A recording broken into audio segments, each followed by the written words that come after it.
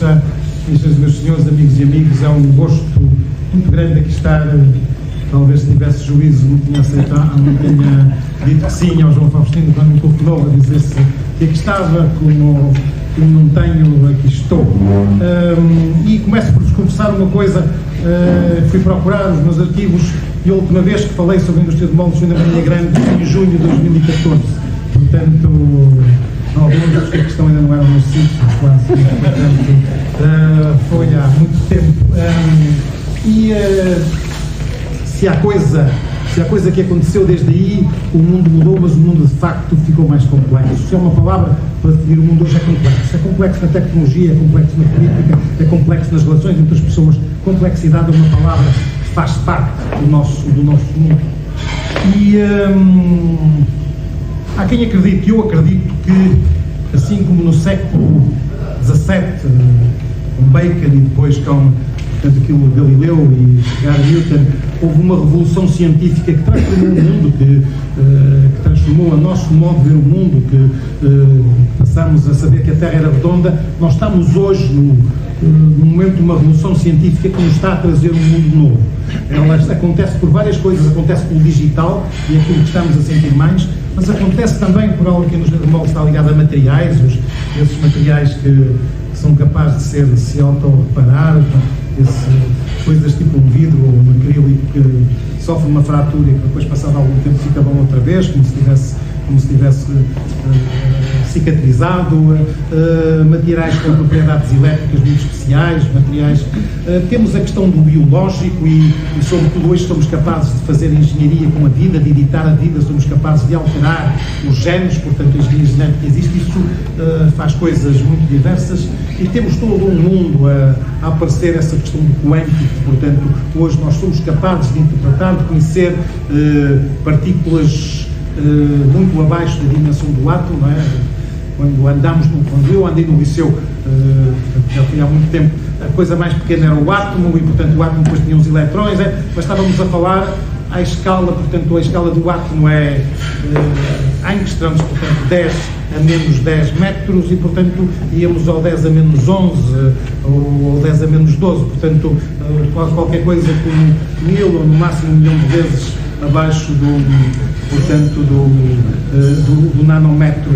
Hoje, a partícula mais pequena que se conhece é menos 16, portanto, o bóson de Higgs, portanto, estamos a uma coisa milhares de vezes mais pequena e, portanto, há todo um mundo novo associado a questões que nos estão a trazer não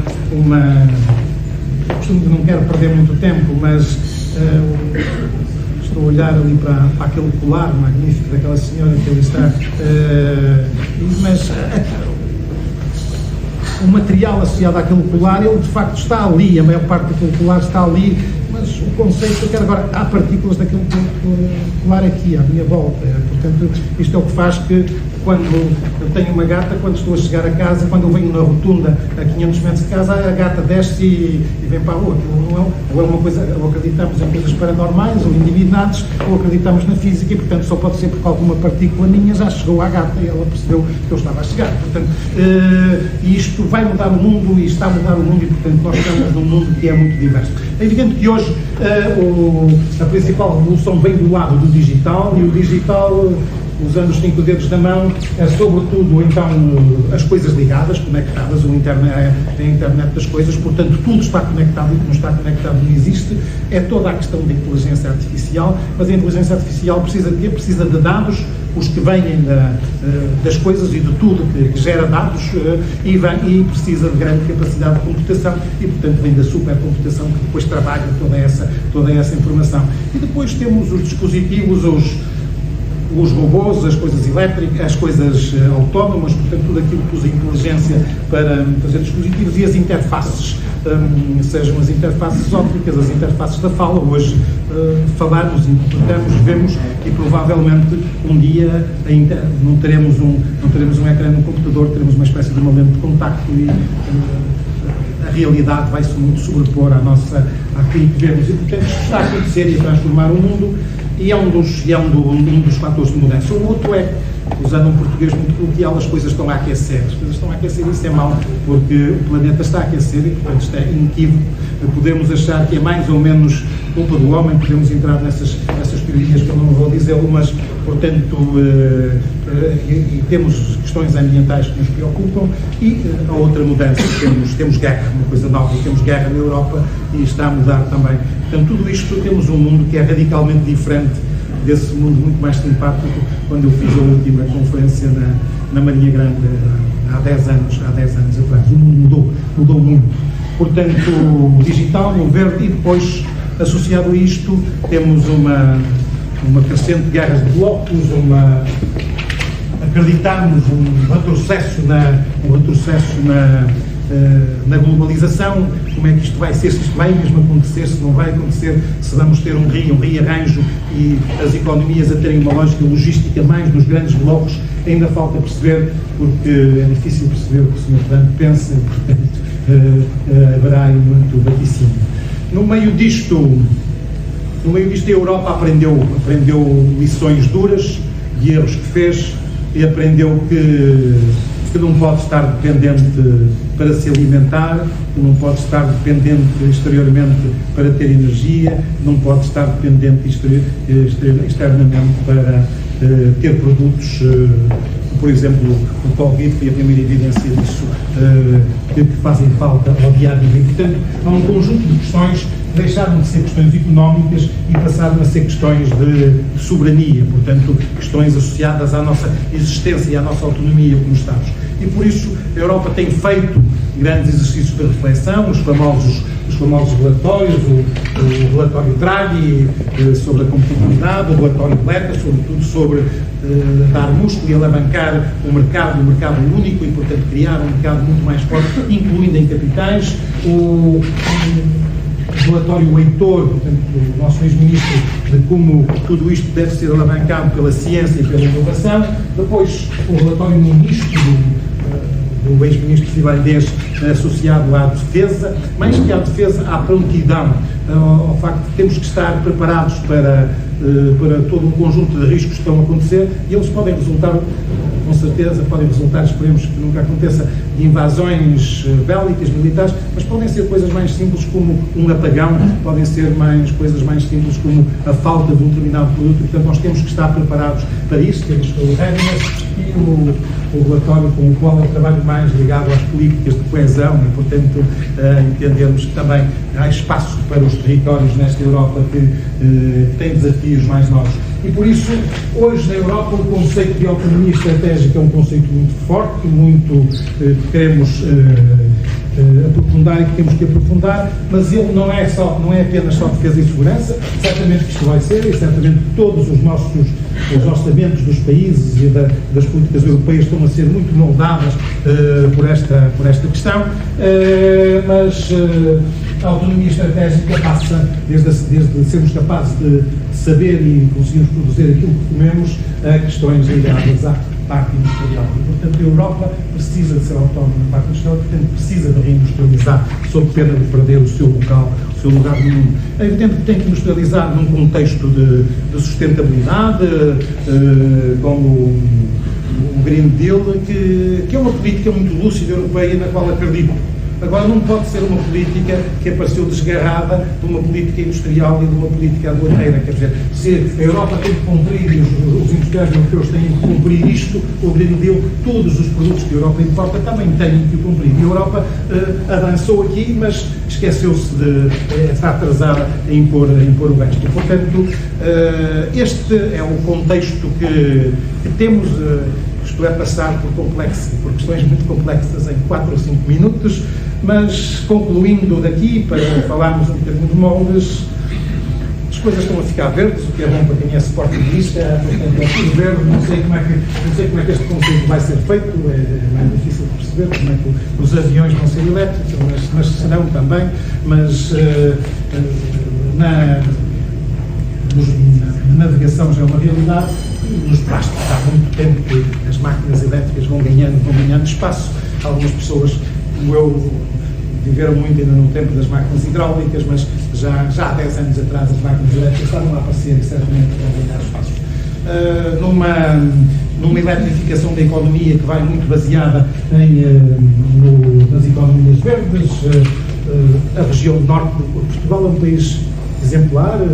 Cerca de mais de 70% da energia que consumimos é produzida por fontes naturais já, e mais de 50% que Portugal produz é produzido a norte, portanto, uma coisa que nos orgulha, e isto tem grandes implicações, nomeadamente as novas, este conceito de que a energia tem vários pontos de produção, a questão das redes elétricas têm que ser mudadas, elas têm que ser muito mais biolíticas, são redes de 2 sentidos para levar e para trazer energia, algo certo, logicamente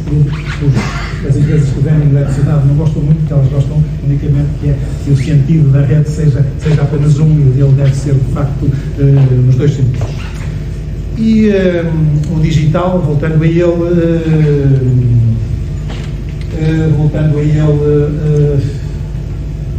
e de facto, é uma frase que eu gosto de usar, ela é muito redutora,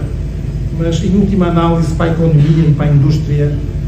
o digital, com certeza que tem todas aquelas tecnologias que falamos, a supercomputação ou até a computação de fronteira, os dados, os sensores, mas o digital é sobre 2 coisas. É sobre um modo diferente de as pessoas se interagirem com máquinas, portanto a interação entre humanos e máquinas passa a ser feita de uma maneira diferente,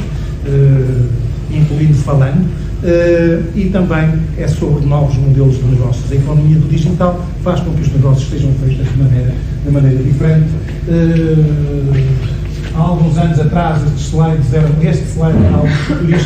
era algo futurista, hoje é absolutamente realidade. Nós temos no nosso dia a dia o IA, a inteligência artificial, a fazer quase tudo, e algumas destas mudanças, de facto, são mais que mudanças tecnológicas, vão ser mudanças no modelo de negócio. Tudo que está por trás dos desenvolvimentos que se fazem, nomeadamente associados ao automóvel autónomo e ao automóvel ser capaz de, nos anos 30, certamente estará connosco, é tecnologia, mas a grande revolução que o automóvel autónomo vai trazer é o conceito de deixarmos de ter um carro, é o conceito de passarmos a ter o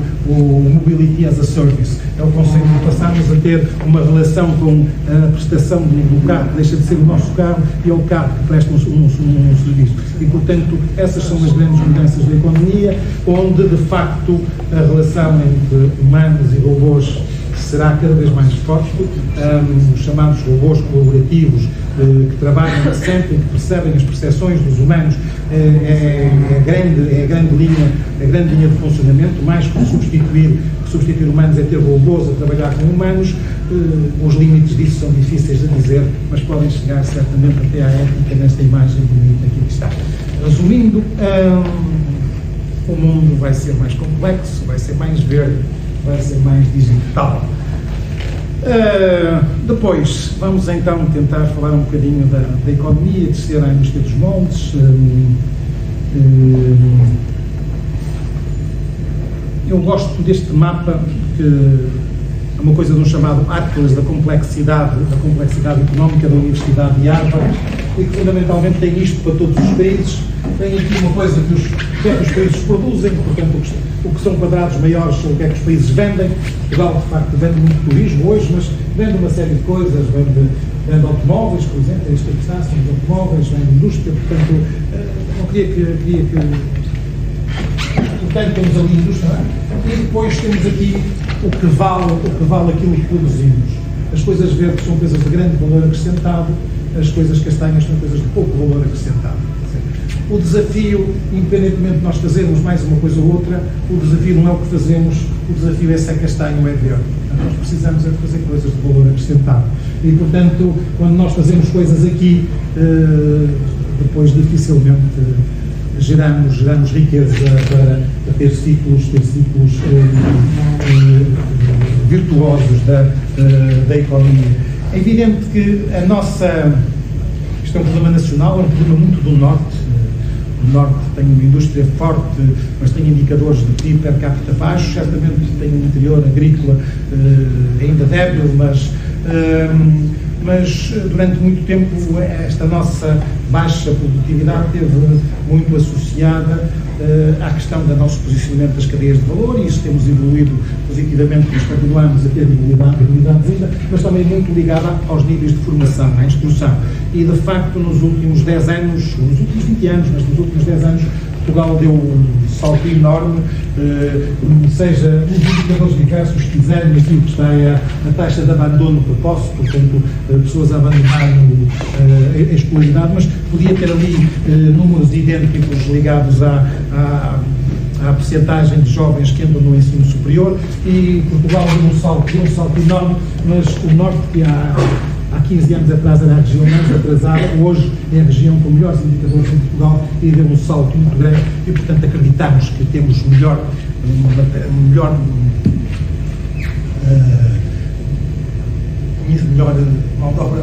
conhecimento humano, temos melhor, portanto, recursos humanos e, portanto, acreditamos que este é um sinal de esperança. Mas a questão do valor é o desafio para a região Norte e é certamente o desafio para a indústria dos moldes. A questão é se termos mais valor daquilo que produzimos.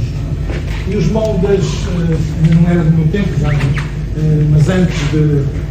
nos anos 70, antes os moldes eram brinquedos, ou foram brinquedos